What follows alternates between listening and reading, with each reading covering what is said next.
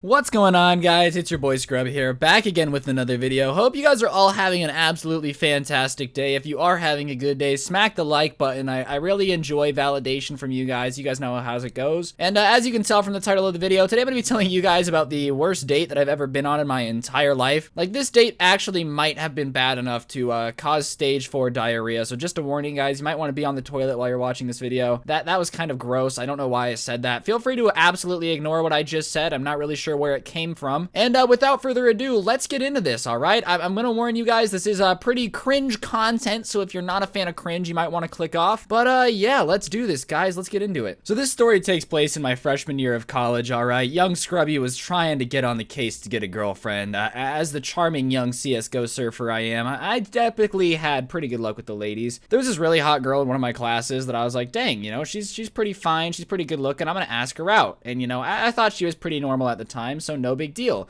So, after class one day, I walk up to her, go, hey, I'm Ryan, I introduced myself, I got her phone number, and we were texting back and forth for a few days, and everything was fine. I thought we kind of clicked, I thought everything was going to be golden. So I ask her out on a date, and of course, she says yes, absolutely, no problem, no hesitation, unequivocally, yes, for sure, I'll go on a date with you. And I'm like, hype, you know, I scored. You know how it is sometimes when you're a nerdy YouTuber and you actually get to talk to a girl in real life, you get a little nervous.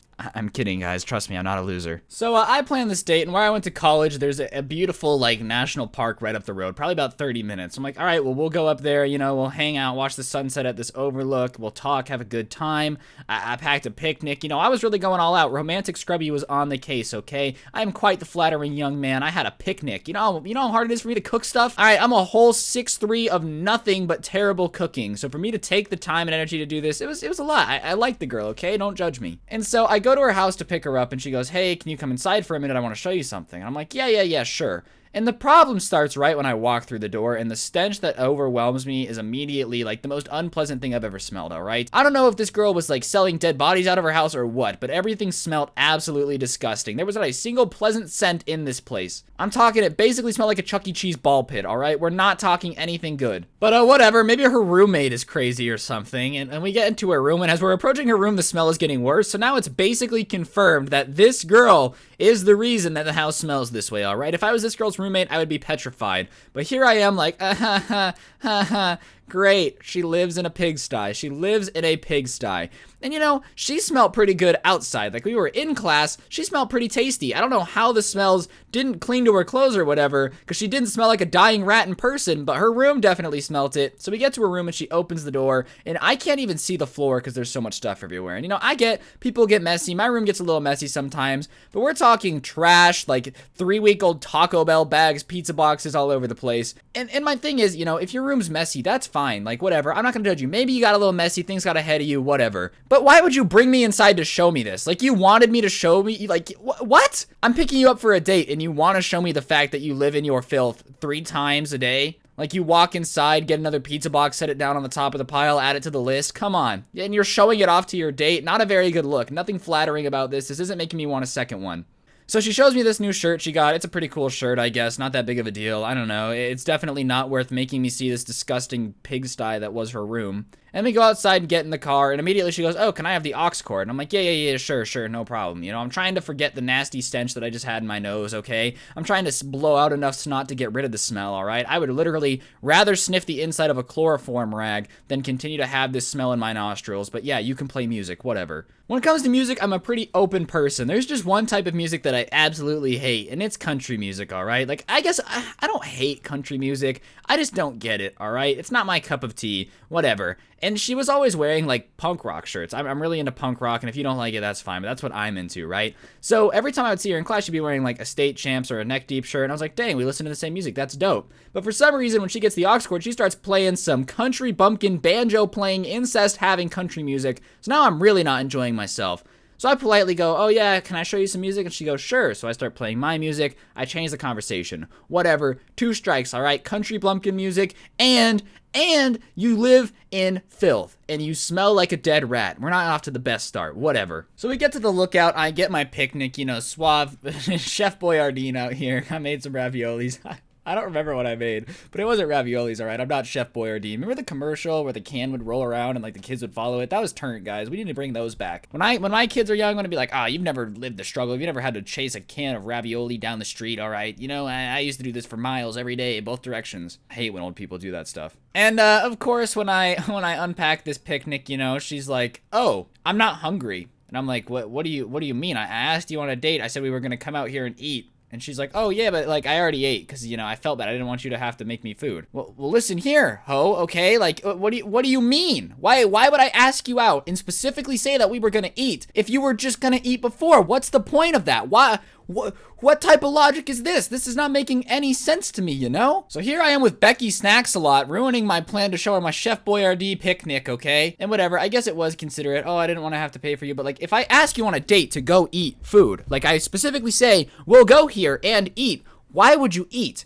And you smell like a dead rat. But whatever, fine. I'm a little annoyed, but everything's cool. It's cool. I'm gonna be calm, cool, collected. And then she starts talking about the fact that she's like pagan and she casts spells on people and how she's basically a witch. And I'm like, what do you mean, bro? When we were in biology class, you were so chill. You were like, "Oh man, I'm kind of a live and let live type of person. I don't really believe in religion." And now we're out here in the middle of nowhere, and I'm about to get human sacrifice for you to make a stinky spell so you can cast me in your room and continue to smell like rat feces. I'm not with it. I don't want to date a witch who eats before our dinner plans, okay? That's just inconsiderate, rude, and not even magical. Not even Harry Potter levels of crazy. So I'm a little curious, so I keep asking her about her witchcraft, all right? Is she out here casting spells in the middle of places? Why does her room smell like a dead rat? Does that have something to do with the magic? I don't know. These are the questions that I need answered. And she starts telling me about how she does sacrifice mice in order to complete her rituals. And I'm like, what? You kill mice? What? Am I out here like PETA? Hello? Somebody give me backup. I'm with a mice killer in the middle of nowhere. Maybe I'm next. I don't know. Maybe her ritual claimed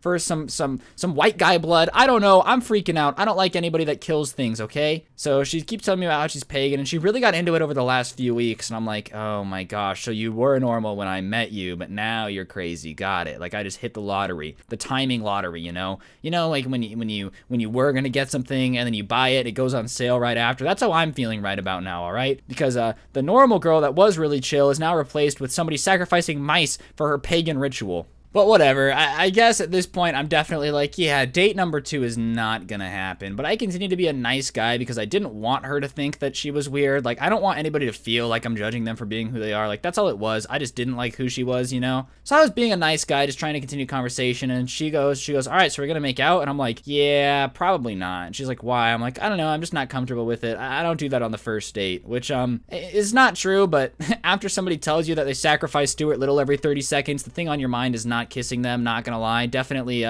not my favorite cup of tea is like, in order to set the mood, I really enjoy breaking some mice neck, you know what I mean? So she goes, oh, okay, so we keep having a conversation. She wasn't weird outside of the outside of thinking she was a witch. She wasn't very weird, which sounds stupid to say out loud, but I think you guys get what I'm saying. And so the end of the night comes, and I take her back home, and I go to drop her off at her house because that's what you do. I wasn't gonna leave her in the middle of nowhere. She would have used her wand or her broom to get home because she's a witch, but you know. I was nice. I drove her back home like the gentleman I am in the 21st century. And she leans over and, I mean, shoves her tongue in my throat, all right? Like, it wasn't a nice little gentle kiss. It wasn't some witchcraft. She didn't cast a love potion on me or whatever. She just proceeds to shove her tongue in my throat. So here I am with 2 tongues in my mouth trying to speak parcel tongue or whatever. And I can't have it, bro. It does not feel pleasant. It is not an enjoyable experience. This was not the type of kiss that I wanted. It's not the type of kiss that I thought I was going to enjoy. Absolutely none of this is being enjoyable to me. And so she stops and she goes, I had a great night. I can't wait for our second date. You're such an incredible guy. I'm gonna go read my tea leaves now. I don't remember that part, but she probably said something along those lines, okay? Basically, she expected a second date, and I don't know about that.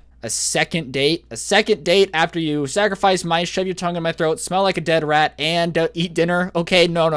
Not gonna happen. I just, people, man. I've dated some weird people. Sadly, this isn't the end of my experience with this girl. When I didn't give her a second date, she got pretty upset about it, but this video is probably reaching its end anyways. It's getting pretty long, so I'll save that for a part 2. If this video gets 7,000 likes, I'll do the part 2 where she put a curse on me. It's a pretty interesting story, so if you guys want to see that, like button. It's important. Real talk though, guys, we're closing in on 100K faster than Usain Bolt closing in on the finish line of the Olympics, so if you are new, please subscribe. I'd really appreciate it. It's really, really fun. We tell stories on this channel. That's what we do. So if you guys like stories, then subscribe. I'm actually thinking about buying a drawing tablet and animating these. If you guys want me to animate some of these, be sure to let me know in the comment section. Comment, animate, and I'll search it up later and see what you guys think. I don't know. I just feel like it'd be fun. Maybe a little bit more entertaining than surf gameplay. So yeah, on that note, guys, my name is Scrubby. Follow me on Twitter and Instagram, all that good stuff, and hopefully I'll see you guys soon with another video. Don't get anyone pregnant, and if you do, make sure they're not a witch that smells like dead rat. I'm out. Play that shit.